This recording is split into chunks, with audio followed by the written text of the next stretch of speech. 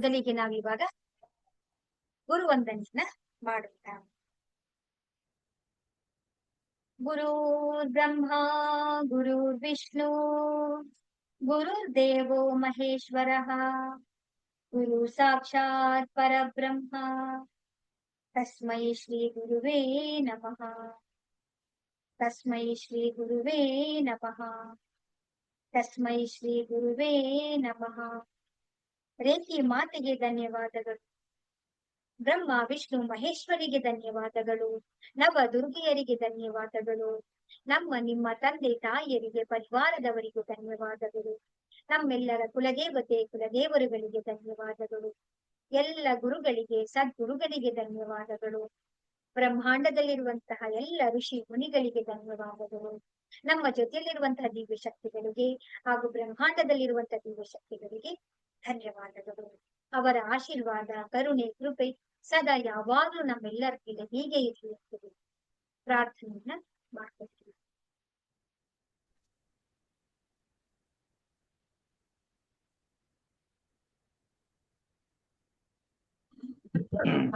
ಹರೇ ರಾಮ ಹರೇ ಕೃಷ್ಣ. ಹೊಸದಾಗಿ ಜಾಯಿನ್ ಆಗಿದ್ದಾರೆ ಜ್ಯೋತಿ ಅವರು. ನಮಸ್ತೆ. ಹರೇ ರಾಮ ಹರೇ ಕೃಷ್ಣ. ಎಲ್ಲಿ ಜಾಯಿನ್ ಆಗಿದ್ದೀರಾ? ಚೆನ್ನಾಗಿದ್ದೀನಿ ಮೇಡಮ್, ನೀವ್ ಹೇಗಿದ್ದೀರಾ? ನಾನ್ ಚೆನ್ನಾಗಿದ್ದೀನಿ, ನೀವ್ ಹೇಗಿದ್ದೀರಾ? ನಾನು ಚೆನ್ನಾಗಿದ್ದೀನಿ ಮೇಡಮ್. ನಿಮ್ ವಾಯ್ಸ್ ಕೇಳಿಸ್ತಾ ಇಲ್ಲ. ಹಾ ಮೇಡಮ್, ಬಸ್ಸಲ್ಲಿ ಇದ್ಮೇಲೆ ಕ್ಲಿಯರ್ ಆಗಿ ಕೇಳ್ತಾ ಇಲ್ಲ ಮೇಡಮ್. ಕೇಳಿಸ್ತಾ ಇಲ್ವಾ? ಸರಿ ಸರಿ. ಎಲ್ಲಿಂದ ಜಾಯಿನ್ ಆಗಿದ್ದೀರಾ ನೀವು? ಕೇಳಿಸ್ತಾ ಇದೆ ಈಗ ಹೇಳಿ, ಎಲ್ಲಿಂದ ಜಾಯಿನ್ ಆಗಿದ್ದೀರಾ ಏನ್ ಮೇಡಮ್? ನೀವು? ಎಲ್ಲಿಂದ ಜಾಯಿನ್ ಆಗಿದ್ದೀರಾ ಅಂತ ಹೇಳಿ. ಡಿಸ್ಟರ್ಬೆನ್ಸ್ ಇದೆ, ಹೋಗಿದ್ದೀವಿ. ಹೇಮಲತಾ ಅವರು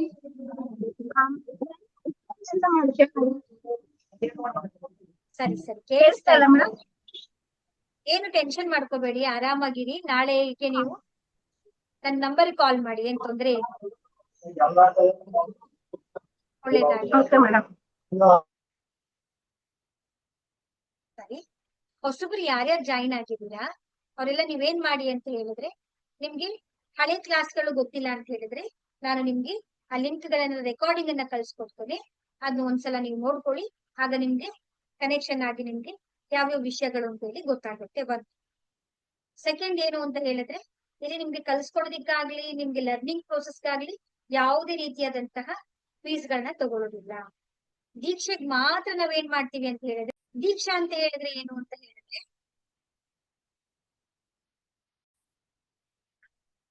ಎಲ್ಲರಿಗೂ ಕೂಡ ಎಲ್ಲ ವಿಷಯಗಳು ಕ್ಲಿಯರ್ ಆಗಿದೆ ಅಂತ ಅನ್ಕೊಳ್ತೇನೆ.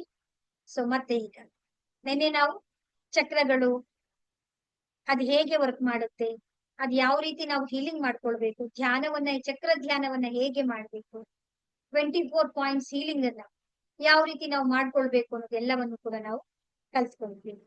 ನಮ್ಮ ಈ ಆಭಾ ಮಂಡಲವನ್ನ ಶಕ್ತಿಯನ್ನ ನಾವು ಎನರ್ಜಿ ಅಂತಂದ್ರೆ ಏನು ಹೌದಲ್ವಾ? ಎನರ್ಜಿ ಅಂತಂದ್ರೆ ಇರೋದು ಎರಡೇ, ಒಂದು ಕಪ್ಪು ಒಂದು ವೈಟ್ ಬಿಳಿ. ಎಲ್ಲ ನಕಾರಾತ್ಮಕ ಶಕ್ತಿಗಳಿರೋದು ಬ್ಲಾಕ್ ಎನರ್ಜಿನಲ್ಲಿ. ಆ ಪರಮಾತ್ಮನ ಅನುಗ್ರಹ ಇರೋದು ಪ್ರಕಾಶ. ನೀವು ನೋಡಿರ್ಬೋದು, ಎಷ್ಟೇ ಅಂಧಕಾರ ಒಂದು ಸಣ್ಣ ಮಿಂಚುಗಳ ತಗೊಂಡ್ ಬಂದಲ್ಲಿ ಬಿಟ್ರು ಕೂಡ ಅಲ್ಲಿ ಪ್ರಕಾಶ ಕಾಣಿಸುತ್ತೆ. ಹೌದಲ್ವಾ? ಹಂಗೆ ಆ ಪರಮಾತ್ಮನ ಪ್ರಕಾಶ ಅಲ್ಲಿ ಬಂತು ಅಂತ ಹೇಳಿದ್ರೆ ಅಂಧಕಾರ ಇರೋದಿಕ್ಕೆ ಹೇಗ್ ಸಾಧ್ಯ ಆಗತ್ತೆ? ಅದು ಬೆಳಕಾಗಿ ಪರಿವರ್ತನೆ ಆಗತ್ತೆ. ಹೌದಲ್ವಾ? ನಾವು ನಮ್ಮ ಈ ಆಭಾ ಮಂಡಲವನ್ನ, ನಮ್ಮ ಶಕ್ತಿಯನ್ನ, ನಾವು ಎನರ್ಜಿಯನ್ನ ನಾವು ಜಾಸ್ತಿ ಮಾಡ್ಕೊಳ್ಬೇಕು ಅಂದ್ರೆ ನಾವೇನ್ ಮಾಡ್ಬೇಕು ಅಂದ್ರೆ, ಒಂದು ಹೀಲಿಂಗ್ ಅನ್ನ ಮಾಡ್ಕೊಳ್ತಾ ಬರ್ಬೇಕು, ಮತ್ತೆ ಧ್ಯಾನವನ್ನ ನಾವು ಮಾಡ್ತಾ ಬರ್ಬೇಕು. ಈ ಧ್ಯಾನವನ್ನ ನಾವು ಮಾಡ್ಬೇಕು ಅಂತ ಹೇಳಿದ್ರೆ, ಹೌದಲ್ವಾ, ಅರ್ಧ ಗಂಟೆ ಪ್ರತಿದಿನ ರೆಗ್ಯುಲರ್ ಆಗಿ ಧ್ಯಾನ ಮಾಡೋದೇ ಒಂದು ಪ್ರೋಸೆಸ್, ಬೋರ್ ಅನ್ಸುತ್ತೆ ಅಲ್ವಾ? ಈ ಧ್ಯಾನವನ್ನ ನಾವು ಮಾಡ್ಬೇಕು ಅಂದ್ರೆ ಕೆಲವು ನಾವು ಸಣ್ಣ ಪುಟ್ಟ ಅಭ್ಯಾಸಗಳನ್ನ ಬದಲಾವಣೆ ಮಾಡ್ತೀವಿ. ಯಾಕೆ? ಇವೆಲ್ಲವೂ ಕೂಡ ನಮ್ಗೆ ಡಿಸ್ಟರ್ಬೆನ್ಸ್ ಮಾಡುತ್ತೆ. ನಮ್ಮ ಆಹಾರ ಪದ್ಧತಿಯನ್ನ ನಾವು ಮೊದಲು ನೋಡ್ಕೊಳ್ಬೇಕು. ತುಂಬಾ ಮಸಾಲೆಗಳಾಗ್ಲಿ, ಕಾಫಿ ಟೀ ಅನ್ನ ಕುಡಿಬಾರ್ದು. ಹಾಲು, ಹೌದಲ್ವಾ, ಫಸ್ಟ್ ಅದನ್ನ ನೀವು ಕುಡಿಯೋದನ್ನ ನಿಲ್ಲಿಸ್ಬೇಕು. ಯಾಕೆ ಅಂತ ಹೇಳ್ತು ಅಂತ ಹೇಳಿದ್ರೆ, ಶುಗರ್ ಇದೆಯಲ್ಲ, so poisonous, most dangerous Poisson's ಅನ್ನ ನಮ್ಮ ಶರೀರದ ಒಳಗಡೆ ನಾವು ತಗೊಳ್ತಾ ಇದ್ದೀವಿ. ಅದ್ರಲ್ಲೂ ಹಾಲಿನ ಜೊತೆಗೆ ಮಿಕ್ಸ್ ಮಾಡ್ತು ಅಂತ ಹೇಳಿದ್ರೆ ನಮ್ಮ ಬೋನ್ಸ್ ಗಳೆಲ್ಲವೂ ಕೂಡ ವೀಕ್ ಆಗ್ತಾ ಇರೋದು ಇದರಿಂದಾನೆ. ಇದು ನಾನ್ ಹೇಳಿರೋದಲ್ಲ, ರಿಸರ್ಚ್ ಮಾಡಿದ್ದಾರೆ. ಕಾಫಿ ಟೀ ಅನ್ನ ಹಾಲನ್ನ ಕುಡಿದ್ರೆ ಏನಾಗುತ್ತೆ ಅಂತ. ಇವನ್ ಹಾಲನ್ನು ಕೂಡ ನಾವು ಕುಡಿಬಾರ್ದು. ಈಗ ನಮ್ ಕೈಗೆ ಸಿಗ್ತಾ ಇರುವಂತ ಹಾಲು ಎಷ್ಟು ಅಡಲ್ಟ್ರೇಟಿವ್ ಆಗಿದೆ ಅನ್ನೋದು ನಾನ್ ನಿಮ್ಗೆ ಹೇಳ್ಬೇಕಾಗಿಲ್ಲ, ಕಲಬೆರಕೆ ಆಗಿದೆ. ಹಾಗಾಗಿ ನೀವೇನ್ ಮಾಡ್ಬೇಕು ಅಂದ್ರೆ ಶಿಫ್ಟ್ ಮಾಡ್ಕೊಳ್ಬೇಕು. ಬ್ಲಾಕ್ ಟೀ ಕುಡಿಯೋದು, ಗ್ರೀನ್ ಟೀ ಕುಡಿಯೋದು, ಶುಂಠಿ ಟೀ ಕುಡಿಯೋದನ್ನ, ಬ್ಲಾಕ್ ಟೀಗಳ ಕುಡಿಯೋದ್ರ ಕಡೆಗೆ ಸ್ವಲ್ಪ ಸಣ್ಣದಾಗಿ ಹೆಜ್ಜೆಯನ್ನ ನೀವು ಇಡ್ತಾ ಬರ್ಬೇಕು. ಮೊದಲನೇದಾಗಿ ಇದಾಯ್ತು. ಮತ್ತೆ ಇನ್ನೊಂದೇನು ಅಂತ ಹೇಳಿದ್ರೆ, ನಿಮ್ಗೆ ತುಂಬಾ ಪ್ರಿಯವಾಗಿರುವಂತಹ, ನಿಮ್ಗೆ ತುಂಬಾ ಅಚ್ಚುಮೆಚ್ಚಾಗಿರುವಂತ ಯಾವ್ದಾದ್ರು ಒಂದು ವಸ್ತುವನ್ನ ನೀವು ಬಿಡ್ಬೇಕು. ಊಟದ ಕಾಫಿ ಆಗಿರ್ಬೋದು, ಚಾಯ್ ಆಗಿರ್ಬಹುದು, ಟೀ ಆಗಿರ್ಬಹುದು, ಉಪ್ಪಿನಕಾಯಿ ಆಗಿರ್ಬಹುದು, ಗೋಬಿ ಆಗಿರ್ಬಹುದು, ನಿಮ್ಗೆ ತುಂಬಾ ಇಷ್ಟ, ಮತ್ತೆ ಮತ್ತೆ ಮತ್ತೆ ತಿನ್ಬೇಕು ಅಂತ. ಈಗ ಪ್ರೀತಿ ಪಾತ್ರರು ಅಂತ ಹೇಳಿದ್ರೆ ಈಗ ನಮ್ ಗಂಡ ಇರ್ತಾರೆ, ಗಂಡನ್ ಬಿಡಕ್ ಆಗಲ್ವೇ? ಮಗಳು ಅಂತ ಮಗಳು ಇರ್ತಾರೆ, ಮಗ ಇರ್ತಾರೆ, ಮಗನ್ ಬಿಡಕ್ ಆಗಲ್ವಲ್ಲ, ಹೌದಲ್ವಾ? ಅವ್ರೆಲ್ಲರೂ ನಮ್ಗೆ ಪ್ರೀತಿನೇ, ಆದ್ರೆ ಅವ್ರನ್ನ ಬಿಡಕ್ ಆಗಲ್ಲ. ಅಟ್ಲೀಸ್ಟ್ ನಾವು ತಗೊಳ್ಳುವಂತ ಆಹಾರದಲ್ಲಿ ನಮ್ಗೆ ತುಂಬಾ ಪ್ರಿಯವಾಗಿರೋದು ಯಾವ್ದನ್ನ ಲಿಸ್ಟ್ ಮಾಡಿ ನಾಳೆ ನೀವೆಲ್ಲರೂ ಕೂಡ ಹೇಳ್ಬೇಕು, ಯಾವುದನ್ನ ನೀವು ತಿನ್ನೋದನ್ನ ಬಿಡ್ತೀರಾ ಅಂತ ಹೇಳಿ. ಅಂದ್ರೆ ನಾಟಕೀಯವಾಗಿ ಅಲ್ಲ, ಮನಸ್ಪೂರ್ವಕವಾಗಿ ನಾವು ಬಿಡ್ಬೇಕು. ಯಾಕೆ ಅಂತ ಹೇಳಿದ್ರೆ, ಜಸ್ಟ್ ನಾನು ಹೇಳ್ತೀನಿ ನೋಡಿ, ಒಂದು ಗ್ಲಾಸ್ ಟೀ ಯಾರನ್ನ ಕಂಟ್ರೋಲ್ ಮಾಡ್ತಾ ಇದೆ? 5 ಅಡಿ ದೇಹನ ನಿಮ್ಮನ್ನ ಕಂಟ್ರೋಲ್ ಮಾಡ್ತಾ ಇದೆ.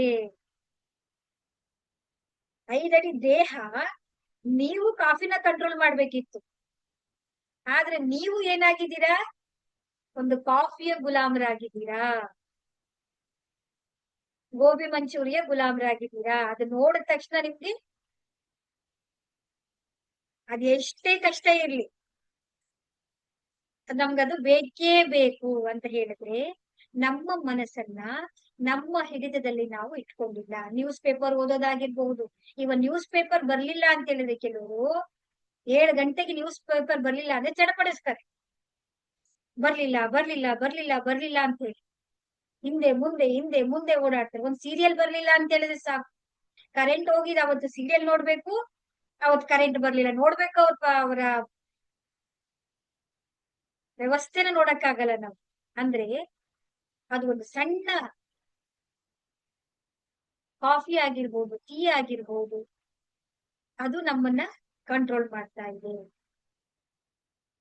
ಯಾಕೆ? ಅದ್ರ ಹಿಂದ್ಗಡೆ ಇರುವಂತ ಒಂದು ನಿಮ್ಗೆ ಸತ್ಯ ನಿಮ್ಗೆ ಇವಾಗ ಅರ್ಥ. ನಾವು ಯಾವುದರ ಮೇಲೂ ಕೂಡ ಅವಲಂಬಿತರಾಗಿರ್ಬಾರ್ದು. ನಾವು ಸನ್ನಿವೇಶಕ್ಕೆ ಅನುಗುಣವಾಗಿ ನಾವು, ಯಾಕೆಂದ್ರೆ ನಾವು ಧ್ಯಾನವನ್ನ ಮಾಡ್ಬೇಕು ಅಂದ್ರೆ ಅವುಗಳಿಂದ ನಾವು ಡೇ ಬೈ ಡೇ ಡಿಟ್ಯಾಚ್ ಆಗ್ತಾ ಬರ್ತಾ ಇರ್ಬೇಕು. ನಾವು ಅಟ್ಯಾಚ್ ಆದಷ್ಟು ನಮ್ಮ ಗಮನ ಆ ಕಡೆ ಇರುತ್ತೆ ವಿನಃ ಈ ಕಡೆ ಇರೋದಕ್ಕೆ ಸಾಧ್ಯ ಆಗಲ್ಲ. ಅರ್ಥ ಆಯ್ತಲ್ವಾ? ಇದ್ರಲ್ಲಿ ಏನಾದ್ರೂ ಡೌಟ್ಸ್ ಇದೆಯಾ? ಮತ್ತೆ ಆಹಾರದಲ್ಲಿ ನಾವೇನ್ ಮಾಡ್ಬೇಕು ಅಂದ್ರೆ, ಮಸಾಲೆ ಪದಾರ್ಥಗಳಾಗಿರ್ಬಹುದು, ಫ್ರೈಡ್ ಐಟಮ್ಸ್ ಗಳಾಗಿರ್ಬಹುದು, ಜಂಕ್ ಫುಡ್ ಗಳಾಗಿರ್ಬಹುದು, ಇನ್ ಟೈಮ್ಗೆ ಊಟ ಮಾಡೋದಾಗಿರ್ಬಹುದು, ಇವೆಲ್ಲವನ್ನು ಕೂಡ ನಾವು ಬಿಡ್ಬೇಕು.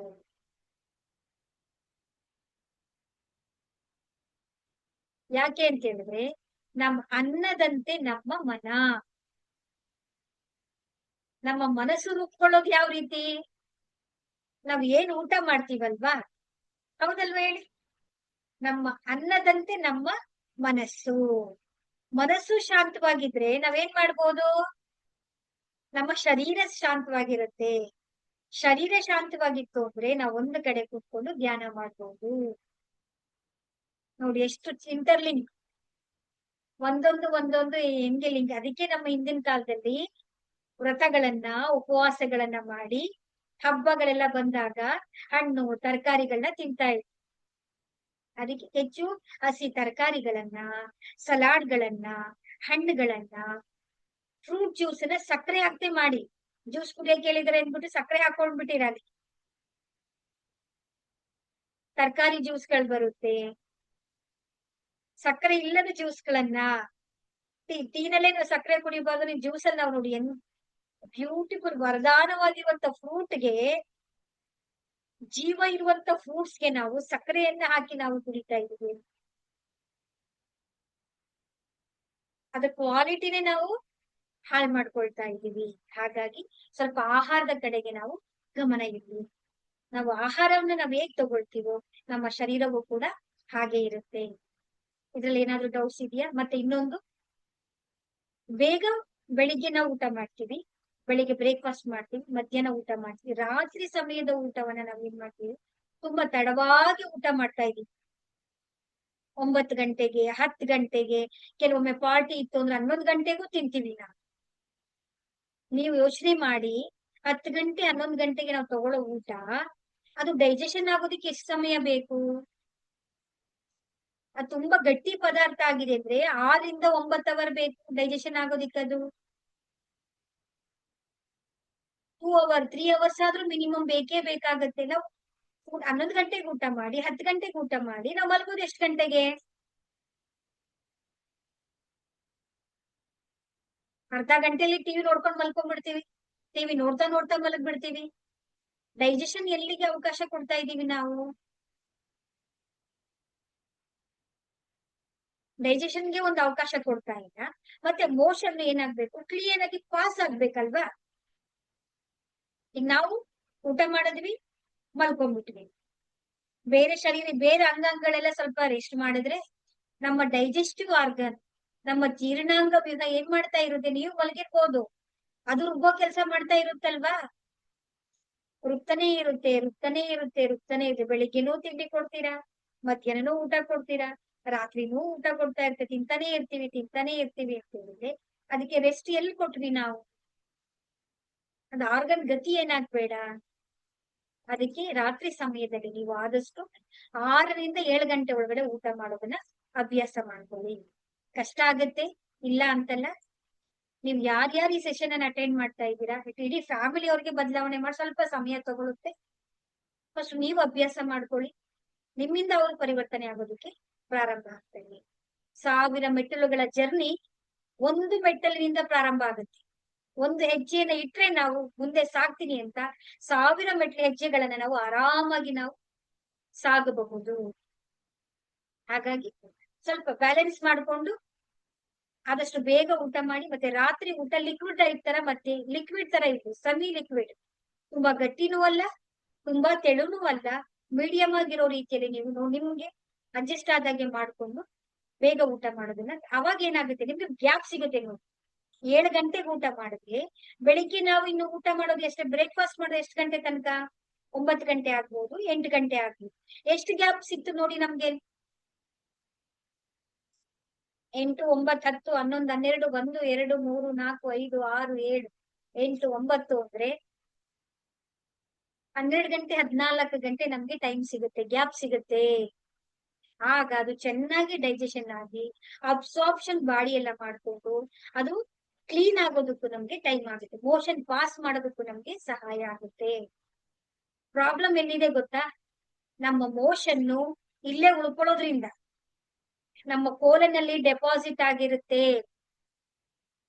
4 to 5 kg ಡೆಪಾಸಿಟ್ ಆಗಿರುತ್ತಂತೆ. ಅದು ನಾವು ಎಲಿಮಿನೇಟ್ ಮಾಡಿಲ್ಲ, ಹೊರಗಡೆ ಹಾಕ್ಲಿಲ್ಲ ಕಸನಂಗ.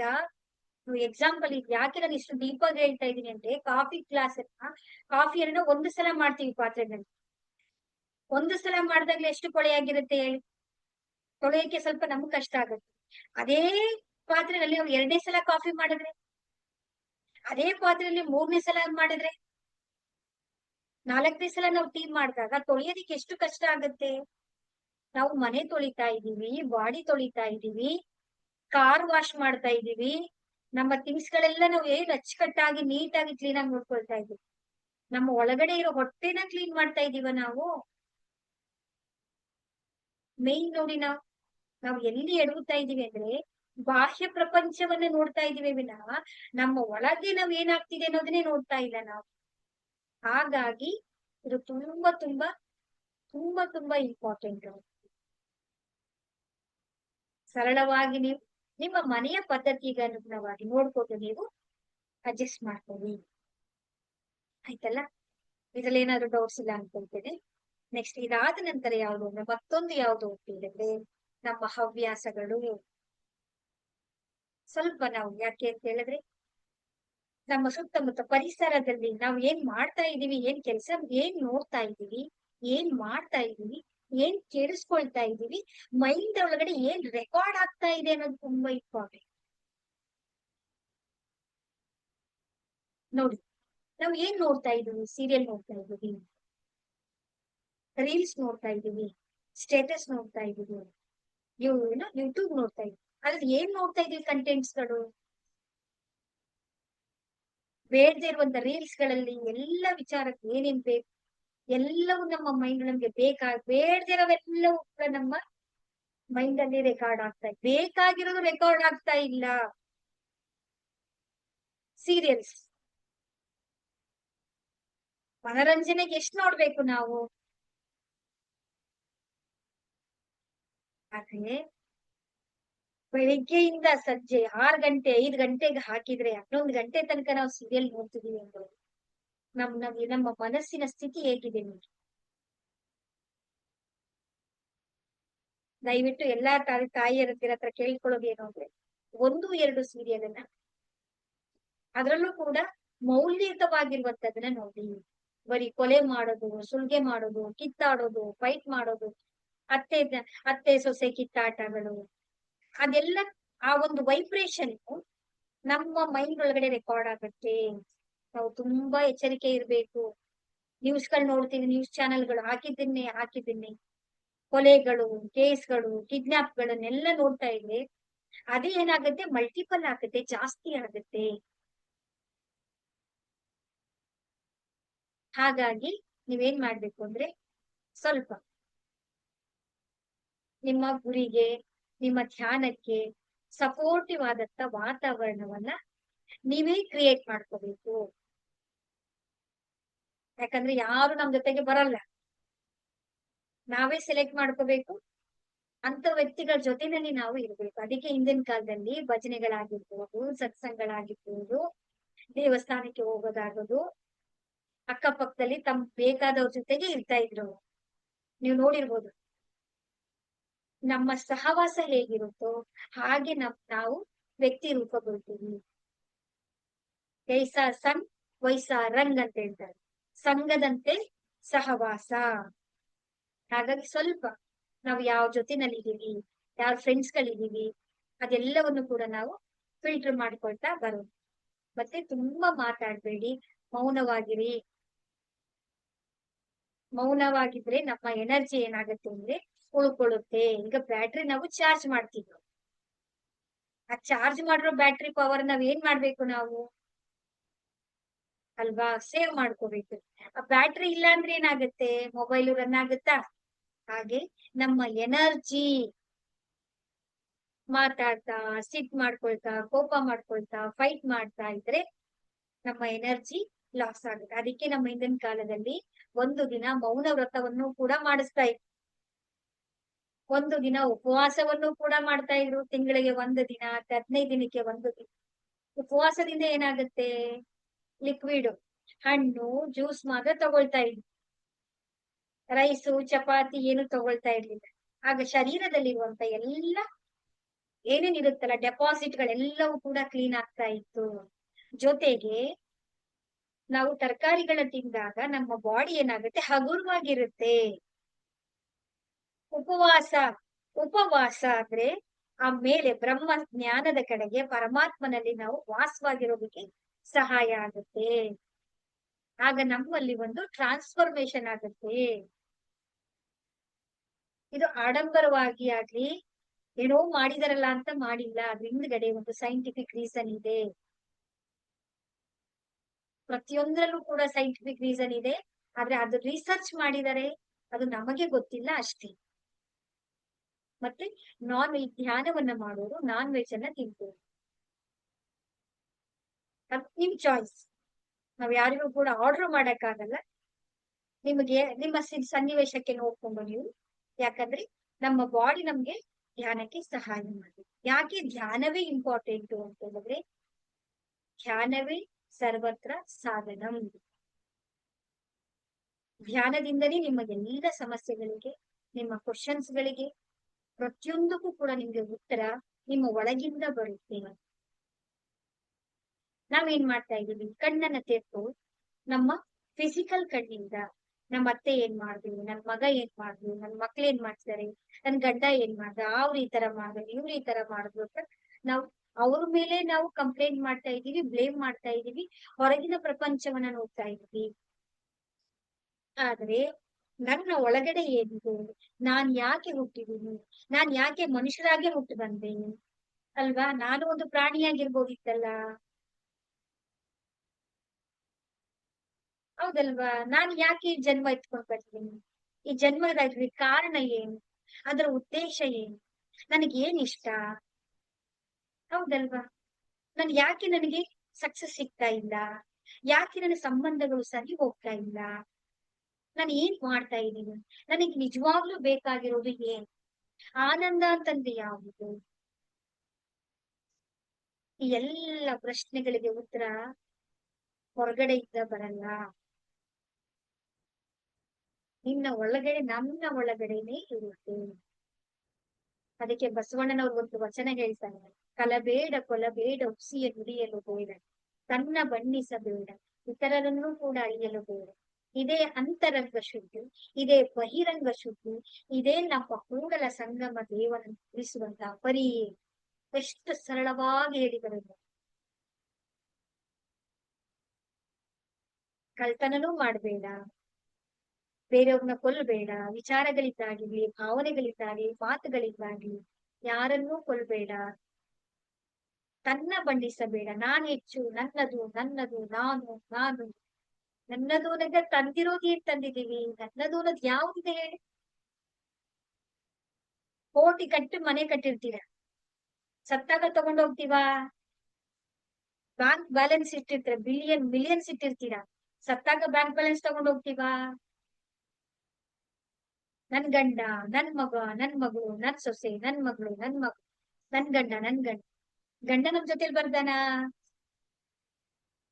ನಂದು ನಂದು ನಂದು ನಂದು, ಯಾವುದು ನನ್ನದು ನಿಜವಾಗಿ. ಆ ಸತ್ಯವನ್ನ ನಾವು ಭ್ರಮೆನಲ್ಲಿ ಬದುಕ್ತಾ ಇದ್ದೀವಿ ನಾವೆಲ್ಲರೂ, ಆ ಭ್ರಮೆಯಿಂದ ಹೊರಗಡೆ ಬರ್ಬೇಕು ನಾವು. ಇತರರನ್ನು ತನ್ನ ಬಣ್ಣಿಸಬೇಡ, ಇತರರನ್ನು ಅಡ್ಡಿಯಲು ಬೇಡ, ಅಂದ್ರೆ ಬೇರೆಯವ್ರನ್ನು ಕೂಡ ನೀನು ನಿಂದಿಸ್ಬೇಡ, ಅವ್ರು ಸರಿ ಇಲ್ಲ, ಇವ್ರು ಸರಿ ಇಲ್ಲ, ಇದ್ ಸರಿ ಅದ್ ಸರಿ ಅಂತ ಬೇರೆಯವರನ್ನು. ಇದೇ ಅಂತರಂಗ ಶುದ್ಧಿ, ಇದೇ ಶುದ್ಧಿ, ಇದೇ ಬಹಿರಂಗ ಶುದ್ಧಿ, ಇದೇ ಕೂಡಲ ಸಂಗಮ ದೇವನ, ಇದೇ ಪರಮಾತ್ಮನನ್ನ ಒಲಿಸುವಂತ ಪರಮ ತತ್ವ. ನಾವು ಏನ್ ಮಾಡ್ತೀವಿ, ಸತ್ಯದಿಂದ ದೂರ ಹೋಗ್ತಾ ಇದ್ದೀವಿ. ಈ ಲೌಕಿಕ ಜೀವನದಲ್ಲಿ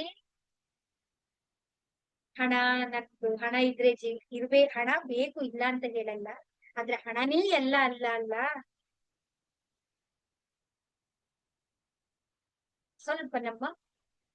ಸ್ವಲ್ಪ ನಾವು ಕೂತ್ಕೊಂಡು ಚಿಂತನೆಯನ್ನ ಮಾಡಿದ್ರೆ, ಮಂಥನವನ್ನ ಮಾಡಿದ್ರೆ, ನಾವು ಯಾವಾಗ ಚಿಂತನೆ ಮಾಡೋದು, ಮಂಥನ ಮಾಡೋದು, ನಾವು ಒಂದ್ ಕಡೆ ಕೂತ್ಕೋಬೇಕಲ್ವಾ. 5 ನಿಮಿಷ ಆಗುತ್ತಾ, 10 ನಿಮಿಷ ಆಗುತ್ತಾ, ನೀವು ಕೂತ್ಕೊಳ್ಳೋಕೆ ಪ್ರಾರಂಭ ಮಾಡಿ, ಅಷ್ಟು ಈಸಿ ಅಲ್ಲ. ಮತ್ತೆ ಆಗದೆ ಇರುವಂತದ್ದು ಯಾವ್ದು, ಇದೆಲ್ಲವನ್ನು ಸಾಧನೆ ಮಾಡಿ ಎಲ್ಲ ಋಷಿ ಮುನಿಗಳು, ಗೌತಮ ಬುದ್ಧರಾಗಿರ್ಬಹುದು, ರಮಣ ಮಹರ್ಷಿಗಳು, ವಿವೇಕಾನಂದರಿಗೆ, ಪ್ರತಿಯೊಬ್ಬರು ಕೂಡ ಇದೇ ಮಾತನ್ನು ಹೇಳಿದ್ರು.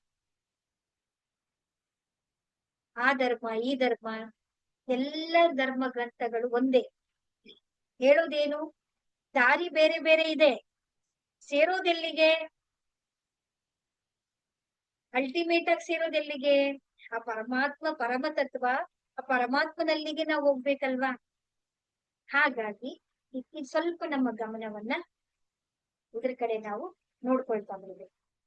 ನಮ್ಮ ಆಹಾರ ಪದ್ಧತಿಗಳು, ನಮ್ಮ ಹವ್ಯಾಸಗಳಾಗಿರ್ಬೋದು, ನಾವು ತುಂಬಾ ಮೌನವಾಗಿರೋದು, ಮಧ್ಯೆ ಮಧ್ಯೆ ಉಪವಾಸವನ್ನ ಮಾಡುವಂತದ್ದು, ನಮ್ಮ ಆಹಾರ ಕಡೆಗೆ ಗಮನವನ್ನ ಕೊಡ್ತಾ ಬಂತು ಅಂದ್ರೆ ಆಟೋಮ್ಯಾಟಿಕಲಿ ನಿಮ್ಮ ಶರೀರದಲ್ಲಿ ಯಾವುದೇ ಕಾಯಿಲೆಗಳು ಕೂಡ, ಇವನ್ ಕ್ಯಾನ್ಸರ್ ಅನ್ನು ಕೂಡ ನಾವು ಗುಣಪಡಿಸಬಹುದು, ರಿವರ್ಸ್ ಮಾಡಬಹುದು ನಾವು. ಇದೆಲ್ಲ ರಿಸರ್ಚ್ ಆಗಿದೆ, ಸೈಂಟಿಫಿಕಲಿ ಪ್ರೂವನ್ ಆಗಿದೆ. ನಾನ್ ಹೇಳ್ತಾ ಇರೋ ಮಾತುಗಳಲ್ಲ ಇದು. ಆಹಾರವೇ ನಮ್ಮ ಔಷಧ, ಆದ್ರೆ ನಾವಿವತ್ತು ಔಷಧವೇ ಆಹಾರ ಮಾಡ್ಕೊಂಡ್ಬಿಟ್ಟಿದೀವಿ. ಬೆಳಿಗ್ಗೆ ಮಾತ್ರೆ, ಮಧ್ಯಾಹ್ನ ಮಾತ್ರೆ, ರಾತ್ರಿ ಮಾತ್ರೆ ಅಲ್ವಾ. ಹಾಗಾಗಿ ಬದಲಾವಣೆಗಳನ್ನ ಮಾಡ್ಕೊಳ್ತಾ ಇದ್ದಾರೆ. ಇದ್ರಲ್ಲಿ ಏನಾದ್ರೂ ಡೌಟ್ಸ್ ಗಳಿದೆಯಾ?